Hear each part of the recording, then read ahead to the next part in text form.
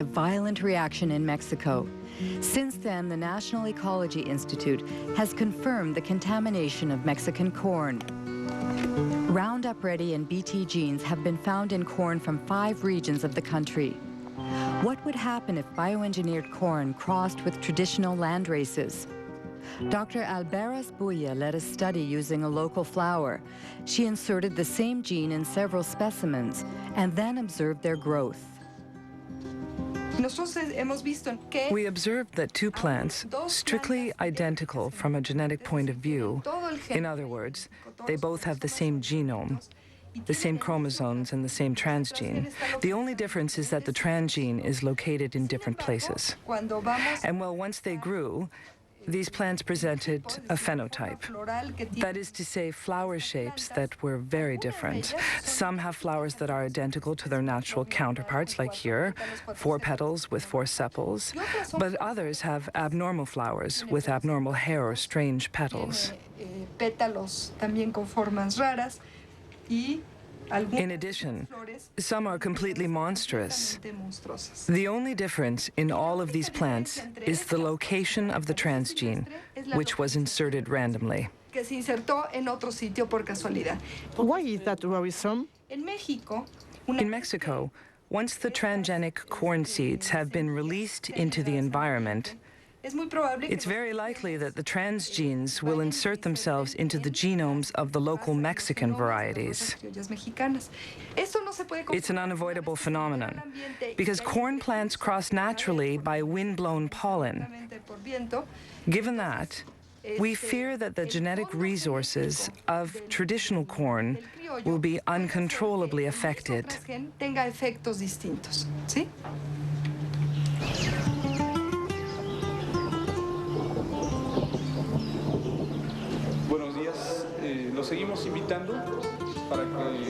Good morning. We invite you to attend a meeting about the new diseases which are infecting our corn because of transgenic contamination.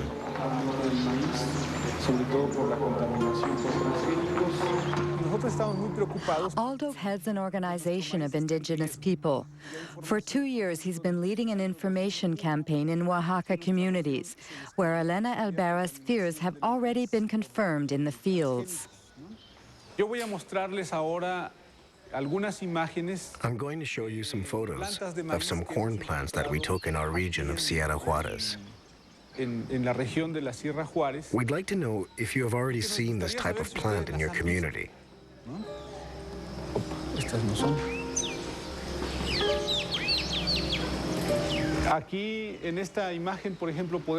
You can see that some very strange things are going on.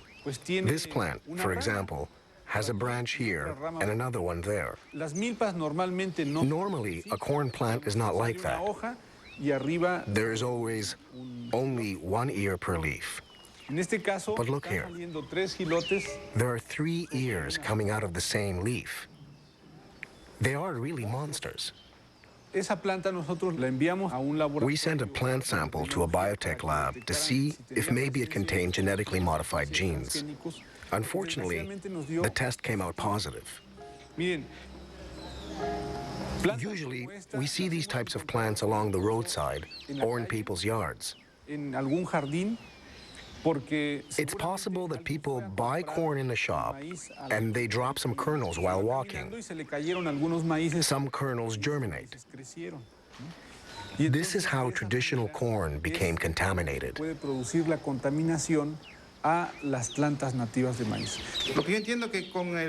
From what you've said, if we don't manage to stop their spread in our fields, soon we'll be forced to buy our corn seed because our own won't work anymore.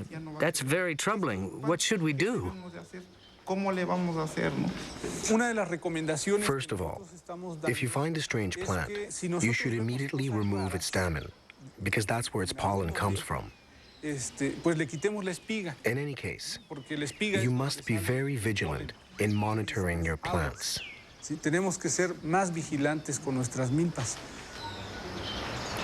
Don't you think it's Monsanto's strategy? What they couldn't achieve legally, they are trying to force through contamination?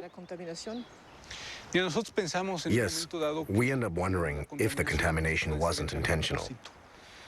If the center of origin of corn becomes contaminated, the rest of the planet could follow. Contamination only benefits multinationals like Monsanto. How did Monsanto react to Ignacio Chapella's study on Mexican corn contamination? Monsanto's Dirty Tricks campaign against fired Berkeley professor Ignacio Chapella. An article by Jonathan Matthews, who heads GM Watch, a GMO information service based in southern England.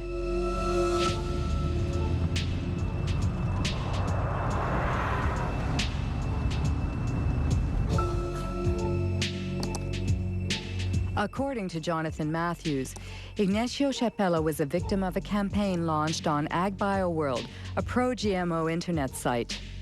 On the eve of the article's publication in Nature, a certain Mary Murphy posted an email that AgBioWorld distributed to thousands of scientists around the world. She wrote, "Activists will certainly run wild with news that Mexican corn has been contaminated by genes from GM corn." The very next day, a certain Andora Smetacek posted a second email. Activists first, scientist second.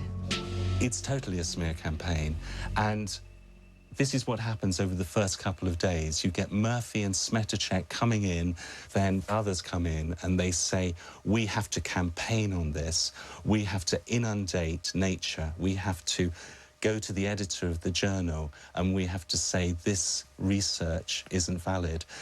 Smetacek and Murphy, we'd been tracking them for some time and trying to work out who they were. In the case of Smetacek, we could look at the technical headers on the email. It says received from, and then we've got an internet protocol address. If we go off to a website registration site, now all we have to do is just to copy that IP address. Organization name, Monsanto Company, and based in St. Louis. Then Mary Murphy left behind details that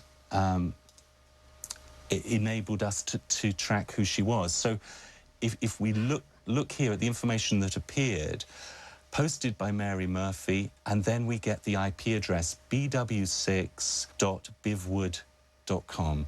When we found that that was the original name of a PR agency called the Bivings Group, we quickly found out that on their client list was Monsanto, that this was an internet PR firm for Monsanto. That means fake scientists. Very dirty tricks. Yeah, no, we're talking very dirty tricks here. Yeah, I mean, there's no ethics at all in what's going on here. It shows an organization that is determined to push its products into countries around the world, and it's determined to destroy the reputation of anybody who stands in their way. Jonathan Matthews' accusations were covered in the British press, but Monsanto chose to ignore them. As it continues its unrelenting rise, the company defends its vision of a transgenic world that will resolve the problems of famine and the environment in perfect harmony. Practical experience clearly demonstrates that the coexistence of biotech, conventional, and organic systems is not only possible, but is peacefully occurring around the world.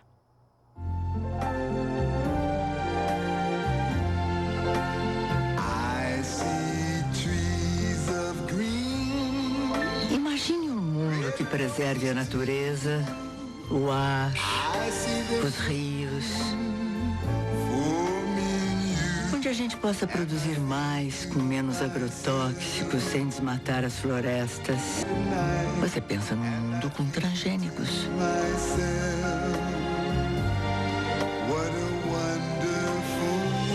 Uma iniciativa Monsanto com apoio da Associação Brasileira de Nutrologia.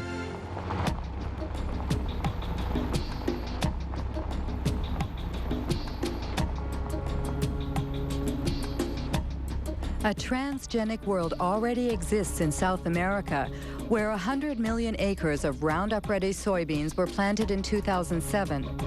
Their conquest started 10 years ago in Argentina, the only country to have officially authorized transgenic crops. Since then, GMOs have mysteriously spread to neighboring countries like Brazil and Paraguay seen here. In 2005, Paraguay finally legalized these smuggled crops to save their soybean exports to Europe, where labeling GMOs is obligatory. In reality, for the Ministry of Agriculture, the deed had already been done. We had to authorize GMO seeds because they had already entered our country in a, let's say, unorthodox way. Do you know how transgenic seeds entered the country? Through the black market or smuggling? We don't speak about the black market, but about the blank sack, because these are the seed sacks that have no official markings. Did Monsanto play a role in this seed contraband? It is possible that the company, let's say, promoted its varieties and its seeds, and as I told you, the government had to react after the fact to authorize what was already a reality.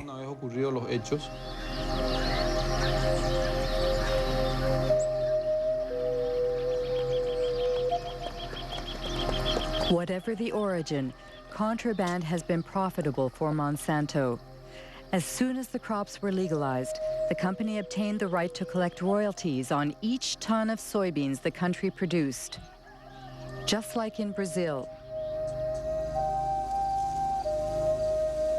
Since then, there has been no let-up in Paraguay's deforestation and the expulsion of many small farmers who refuse to relinquish their small plots of land.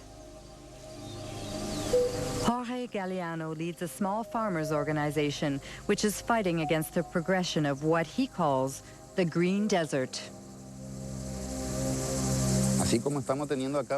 What we have here is an example of a GM extension of soybeans. In fact, it's a monocrop that destroys everything in its path. Before here, there were fields containing everything that a family needed to live. Plants, trees, manioc, corn. Do you think that a GM crop can coexist with the crops of the small farmers?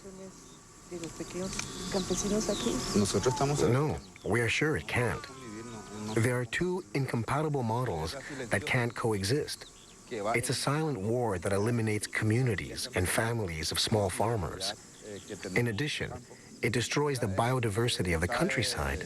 It brings death, poverty, and illness, as well as the destruction of the natural resources that help us live.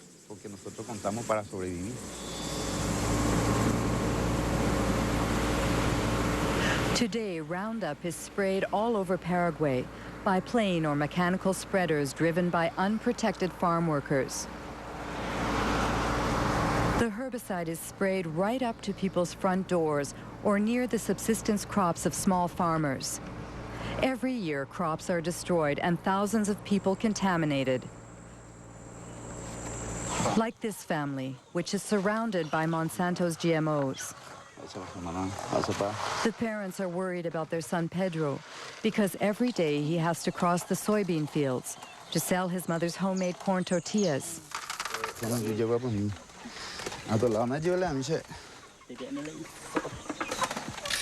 How long has he had that? It started 15 days ago. It started on his foot and then it spread. That's how it starts.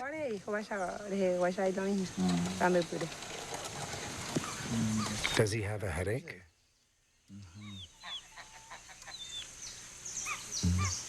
Is he eating? Very little. Today he didn't want to eat what I prepared for him. He only drank a little fruit juice. And his brother? He eats better, but it's difficult.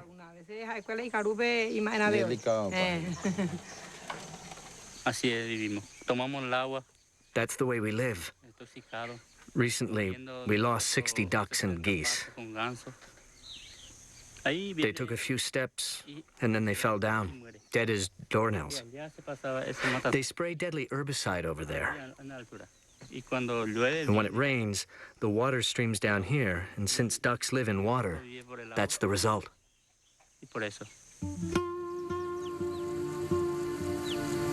In Paraguay, 70% of the farmland is owned by only 2% of the population. With GMOs, the concentration is increasing. 3/4 of the soybean producers are foreigners staking claims for this new green gold. The ban on animal-based feed after the mad cow epidemic and the recent biofuel craze have caused soy prices to soar, triggering a rush to Roundup-ready crops. According to the last census in Paraguay, each year 100,000 people leave rural areas to live in urban slums. An estimated 70% flee Monsanto's genetically modified soybeans, which are destined to feed Europe's chickens, cows, and pigs. We are going to talk about the production model of GM soybeans promoted by Monsanto.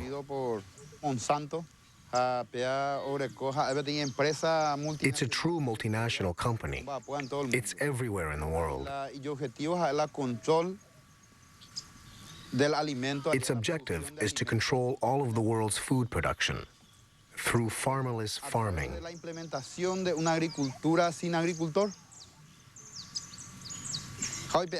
The result is that Monsanto is depriving us of our food sovereignty, of our ability to feed ourselves without depending on anyone else. That is why we say that we must fight for our independence, for our land. We must defend our communities, our families, and our country. In my case, my family lives in the city, but I don't want to go there. In the city, you have to buy everything, even food. Here, whatever we grow is ours. We can eat whatever we want, but in the city, you can't. If you don't have money, you have to search for food in garbage cans. I'd like to add that these families' struggle to survive touches all of us. In 2007, Monsanto employed 18,000 workers in 50 countries. In 2007, its stock prices continue to rise, and its profits have reached $1 billion. Its shareholders include not only pension funds and banks, but also hundreds of thousands of small investors.